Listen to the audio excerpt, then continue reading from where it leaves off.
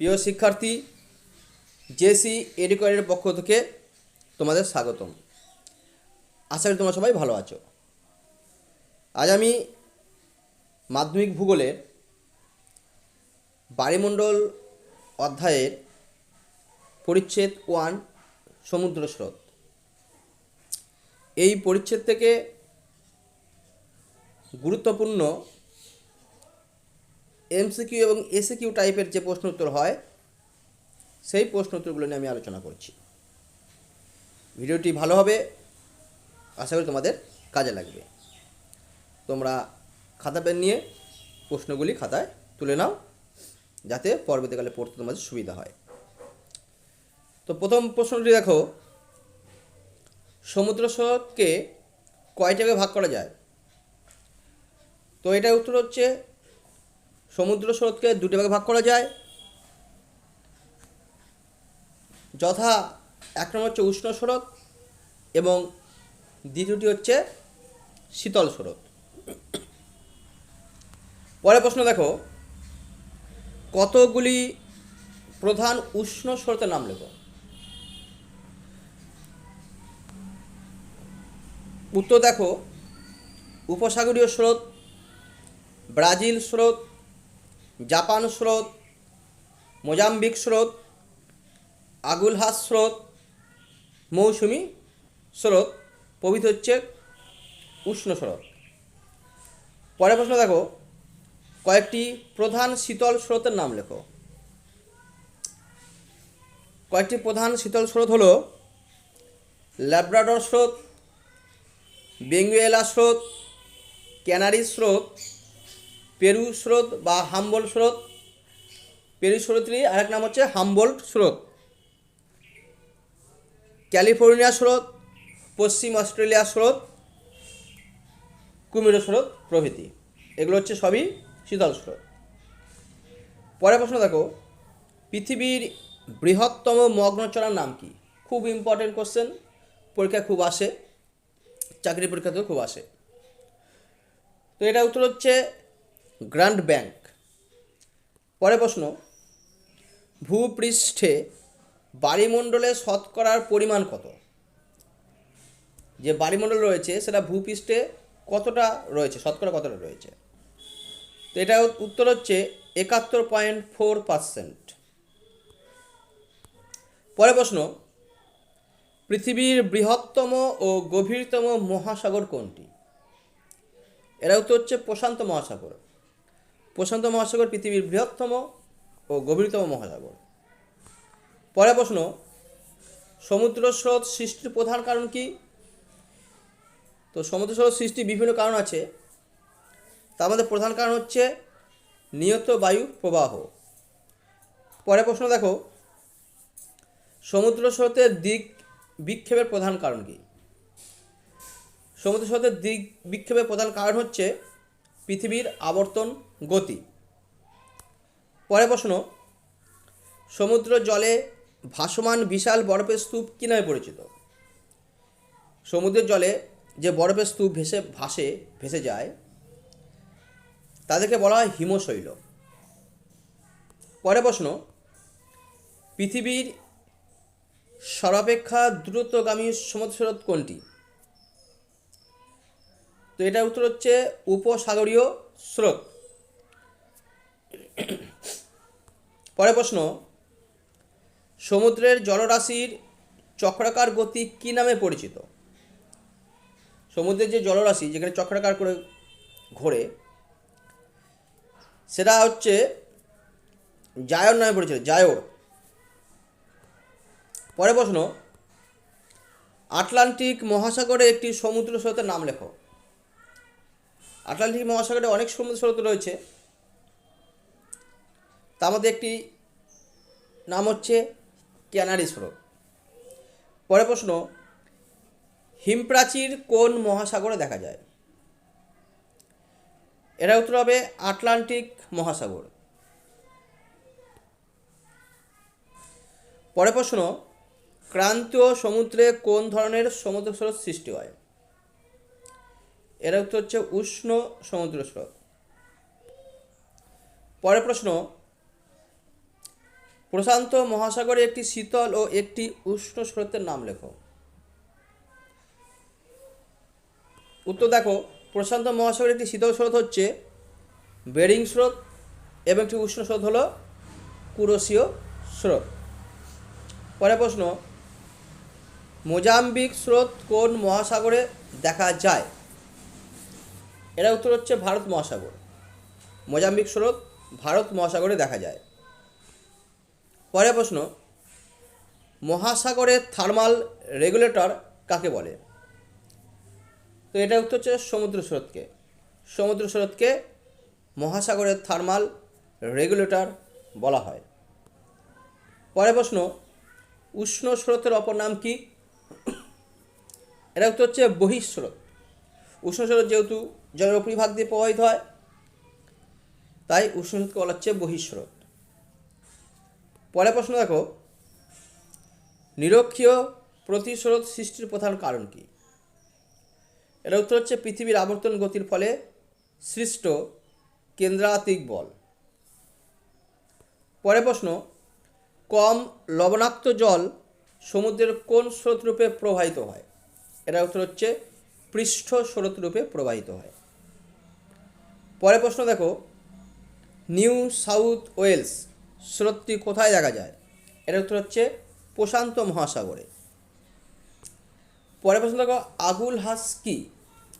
এর উত্তর হচ্ছে ভারত মহাসাগরীয় উষ্ণ স্রোত। পরের প্রশ্ন, ক্রান্তীয় অঞ্চলে মহাদেশের পশ্চিম ভাগে শীতল সমুদ্র স্রোতের প্রভাবে কী তৈরি হয়? এরা হচ্ছে মরুভূমি তৈরি হয়। পরের প্রশ্ন, গ্লাসগো শহরের পাশ দিয়ে কোন উষ্ণ স্রোত প্রবাহিত হয়? এরা উত্তর হচ্ছে উত্তর আটলান্টিক স্রোত। পরের প্রশ্ন দেখো, গ্র্যান্ড ব্যাংক মগ্নচড়াটি কোন মাছের শিকার কেন্দ্র হিসেবে বিখ্যাত? গ্র্যান্ড ব্যাংক তো বিখ্যাত মগ্নচড়া মাছ ধরার জন্য, মাছ শিকার করার জন্যে। তো কোন মাছ বেশি পরিমাণে পাওয়া যায়? এর উত্তর হচ্ছে কড মাছের জন্য। পরের প্রশ্ন, কোন স্রোতের প্রভাবে শীতকালেও জাপান উপকূল উষ্ণ থাকে? এর উত্তর হচ্ছে উষ্ণ কুরোশীয় বা জাপান স্রোত। পরের প্রশ্ন, ওয়াশীয় স্রোত কোন মহাসাগরে প্রবাহিত হয়? এর উত্তর হবে প্রশান্ত মহাসাগরে। পরের প্রশ্ন, কতটা গভীরতায় গভীর সমুদ্রের স্রোত সৃষ্টি হয়? এর উত্তর হচ্ছে 300 থেকে 1000 মিটারের গভীরতায়। পরের প্রশ্ন দেখো, কোন এককের সাহায্যে সমুদ্র স্রোতের মাধ্যমে জল প্রবাহের পরিমাপ করা হয়? এর উত্তর হচ্ছে ভাদ্রুপ বা সেভিয়ার ড্রপ। পরের প্রশ্ন, কোন স্রোত থেকে ব্রাজিল স্রোত সৃষ্টি হয়? তো এটা উত্তর হচ্ছে দক্ষিণ নিরক্ষ স্রোত থেকে। দক্ষিণ নিরক্ষ স্রোত থেকে ব্রাজিল স্রোত সৃষ্টি হয়। পরের প্রশ্ন, কোন মহাসাগরে শীতল ক্যালিফোর্নিয়া স্রোত দেখা যায়? সরি, খুব ঠান্ডা লেগে গিয়েছে। তো প্রশ্ন আরেকবার বলছি, কোন মহাসাগরে শীতল ক্যালিফোর্নিয়া স্রোত দেখা যায়? এটা উত্তর হচ্ছে প্রশান্ত মহাসাগরে।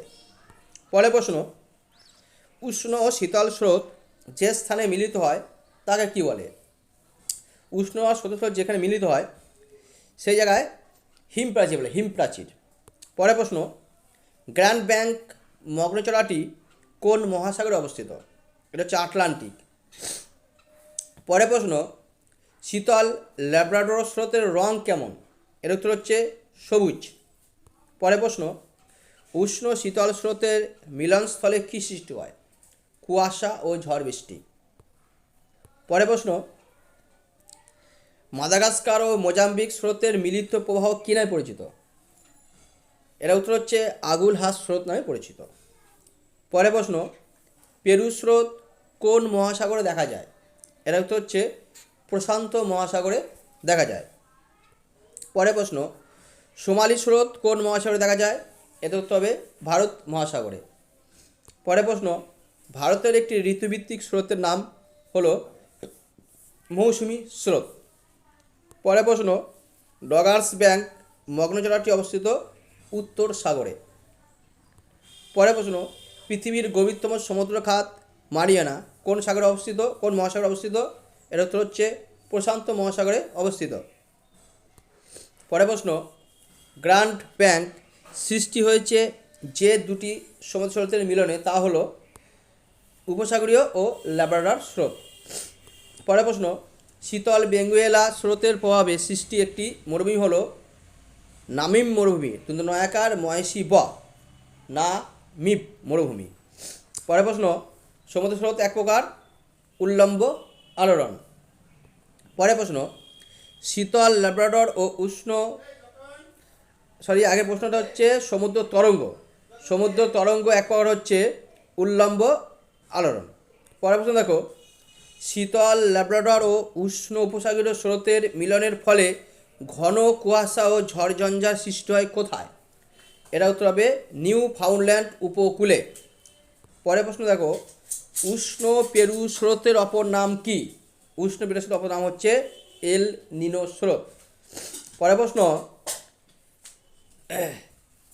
প্রশ্ন যে সিম শরীর কত ভাগে জলে এটা হচ্ছে হিমশৈল হবে, যে হিমশৈল, এটা টাইপিংটা ভুল হয়েছে, এটা হবে